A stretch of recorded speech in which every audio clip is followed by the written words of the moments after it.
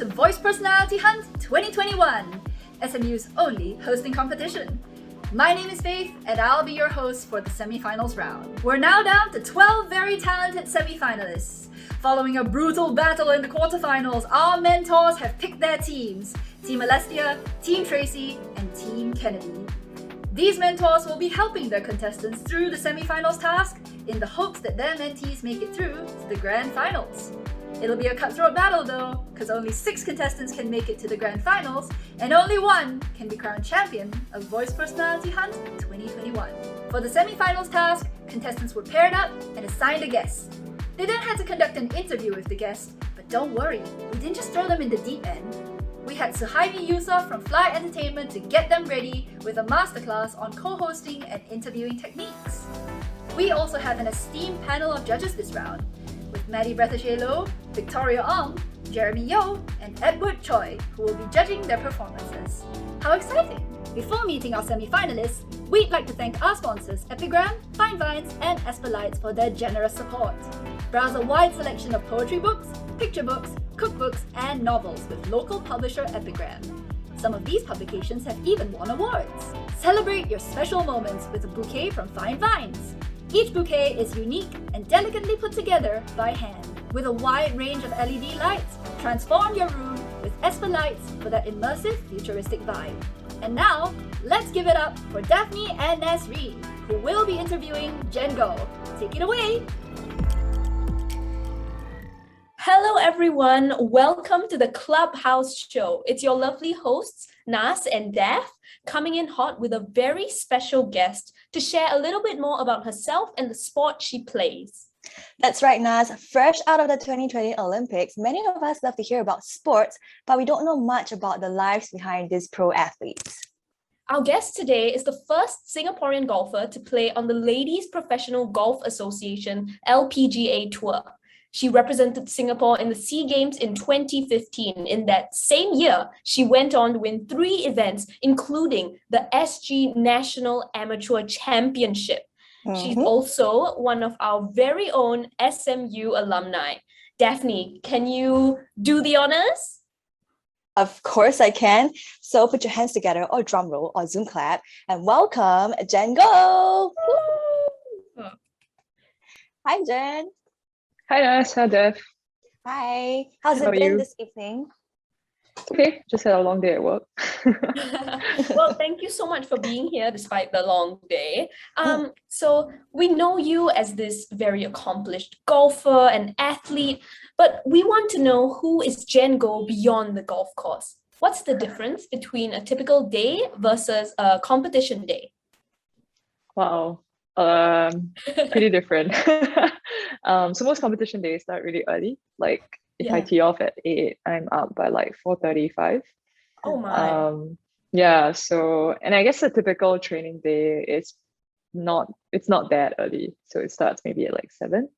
Too early. Yeah, but there's a lot of early nights and early mornings. So compared to a non-competition day, you just sleep in. Yeah, if you consider sleeping to 7 sleep in, then yes. Yeah. But I've been nursing an injury, so I just had surgery about 2 months ago. Yeah, so I've been sleeping in more, which is nice. Yeah. Definitely. I think Nas and I can definitely relate to the part about sleeping in a lot more, considering that we're students. And Nas has a lot of 8 a.m. classes, as do I. So, all of that sounds like we have a lot in common about the sleeping part. So I think moving on to a lot of the inspiring part from you, especially about nursing your injury, I think Nas really wanted to ask a question about that. Yeah, so we know that, in the sports arena, you recently had an injury, and Daphne and I read somewhere that, what drives you to keep going is you have these inspirations in sports like Lorena Okoa.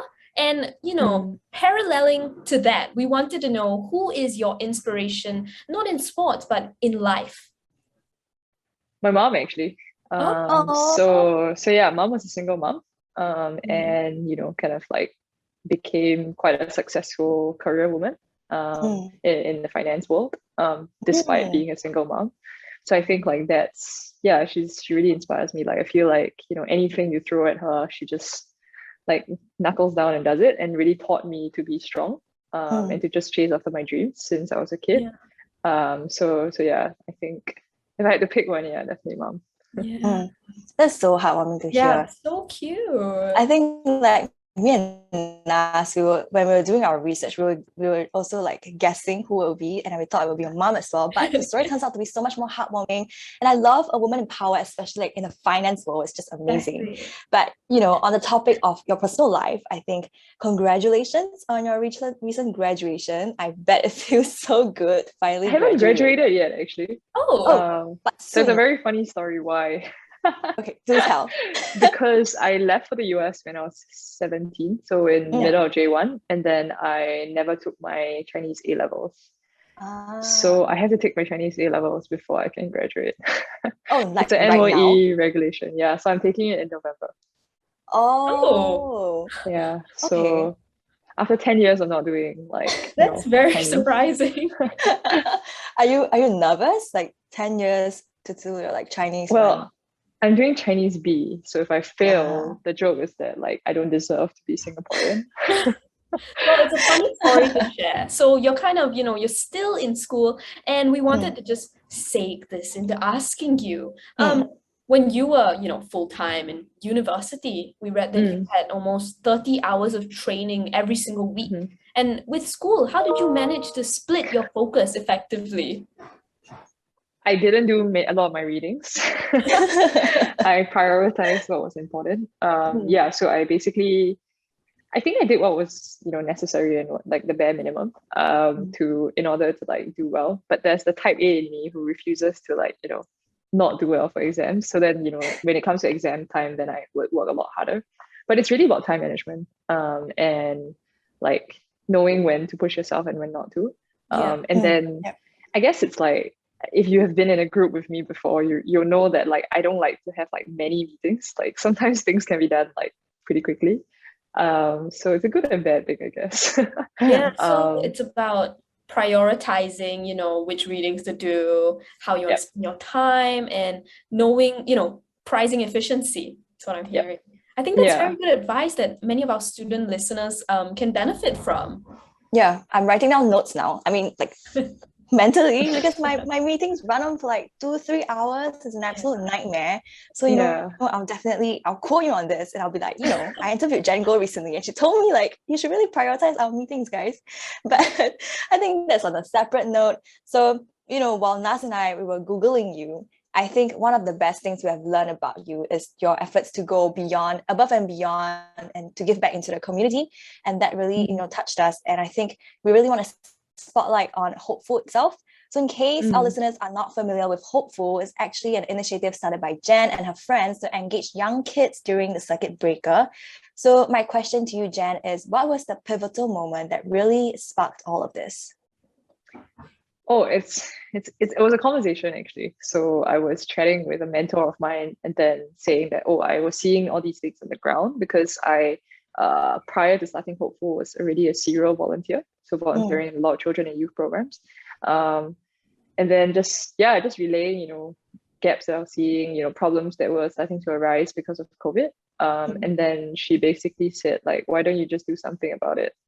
So that's when I called up 3 other friends who now remember it as a very fateful day when they lost all their weeknights and weekends. But yeah, and we started Hopeful thinking it was only going to be a circuit breaker project.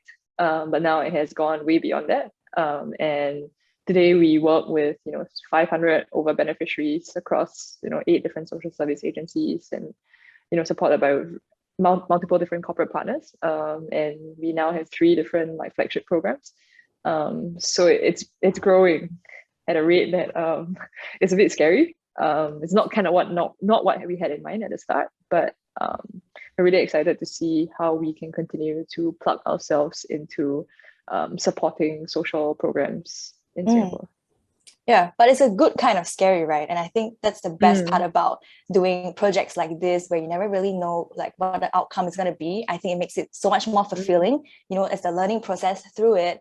And Nas and I are really big believers of the butterfly effect. So we're really happy whenever we are researching and articles came out about hopeful and, you know, what other people can do to help, you know, hopeful advance into the next stage, into providing more for the younger kids, because circuit breaker has been kind of like a disruption on all of us, but more so on the young people, because when you're young, you have so much energy, you don't know what to do, you know? Yeah, so maybe tell us a little more about how other people can help and join Hopeful as well. Yeah, reach out to me anytime. You go onto our website at wearehopeful.sg. We always need volunteers and just people that, you know, can plug in their skills. We're always looking for folks who share the passion that we have for children and youth and like holistic education. And it really doesn't matter whether you have expertise in education or in teaching or coaching. It's really about like the spirit that you bring.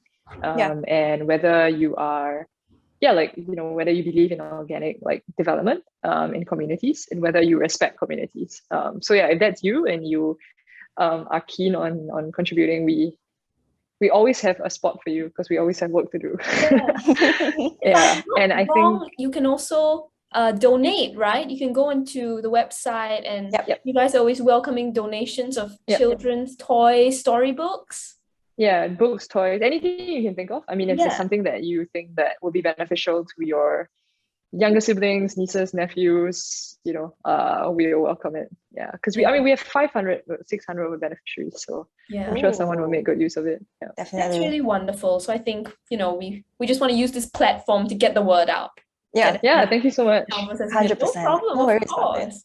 Yeah, and speaking about engaging youth, I think all of us, we're young people, right? Me, you, and Nas. So since you're spending time with us on a beautiful Friday evening, I think we really want to end this podcast on a high. So we've come to the final segment of the Clubhouse show, which is the lightning round questions. Nas, why don't you tell Jen and our listeners what's going to happen?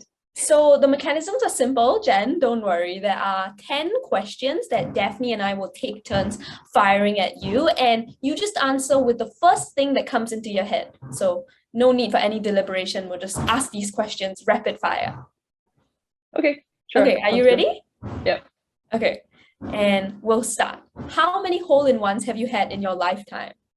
Depends on whether you count like hole-in-ones on par 3 courses or like just all in general. I don't know, 7 maybe, but they're all on par 3 courses, so I don't have like legit hole-in-ones, which is kind of sad because I've been playing golf for 14 years. So the joke is that I'm always waiting out for like when there's a car on offer or like around the world like plane ticket or something. Okay, that's great. We'll still count it as hole-in-one, don't worry about it. But favorite sport outside of golf? Oh, tough one. I play like every single sport possible. So Jen, I have to remind you that it's a lightning. You don't get to think, Jen. Okay. That comes to your mind. I would say climbing. Okay, like rock climbing. And favorite singer or band? You're asking me like really difficult questions. You should just stick to golf ones. Or what do you listen to when you play golf that really gets you hyped up? Yeah, I don't listen to like hypey songs. I would say right now I'm listening a lot to Tom Misch. Ooh, okay. Yeah. Okay, let me pick up the speed a little bit. First thing you do on a day of a competition? Brush my teeth. Okay. Any competition day superstitions? I used to only wear like red underwear. That's very patriotic. But no, it's the Chinese in me. But no, I don't do that anymore. So no, I don't have any superstitions. Yeah. Okay, cool. There you have it. 5 facts about our national golfer, Jen Goh, that you cannot find on Google yet. And fun fact, she used to wear red underwear on the golf course. I shouldn't have said that. Yep. Don't worry about it. It's what people will know you as from now on. Well, that's it for this time. Once again, thank you so much, Jen, for chatting with us today. Yep. It's been the Clubhouse Show and your lovely hosts, Nasreen and Daphne. Stay safe and keep clubbing. Thank you so much. Bye, Jen. No problem. Nice to meet Thank you. Bye. Bye-bye. Hey Nasreen and Daphne, thank you so much for that wonderful performance. I enjoyed myself, and here's the honest truth. As I was watching the last pair of contestants, I thought they're gonna win the game. But as I was watching yours, it came to mind that this is going to be a really tough challenge to the judge. Very good engagement throughout, good smiling, good nodding, good reactions, so engagement was good. But be careful not to rush. Neither of you looked like you were trying to outshine one another. Instead, what I saw were equals. Both of you were co-hosting, so very, very good. Okay, that was excellent. You all came across as equals, okay? So I really like seeing that kind of dynamic in co-hosting. The curveball thrown at you was when Jen dragged on her answers for the rapid fire questions round. I love how the two of you were in such control of the interview and how the two of you managed to really rein it back in by telling her, Jen, this is a rapid fire round. We really need you to just, the first word that comes out of your head, you know, don't drag on the answer. So I thought that was great control. You guys really reined it back in. Again, the chemistry between the two of you, stunning. The two of you spoke so well. I really, really enjoyed this interview. So who's moving on to the finals? Type your guesses in the comments below. The grand finals will be live streamed right here on Friday, 17th September at 7:30 p.m. So stay tuned. Once again, I'd like to give a big shout out to Epigram, Fine Vines, and Esper Lights for sponsoring VPH 2021. And thank you for joining us for another round of Voice Personality Hunt 2021. Hope to see you again. Bye!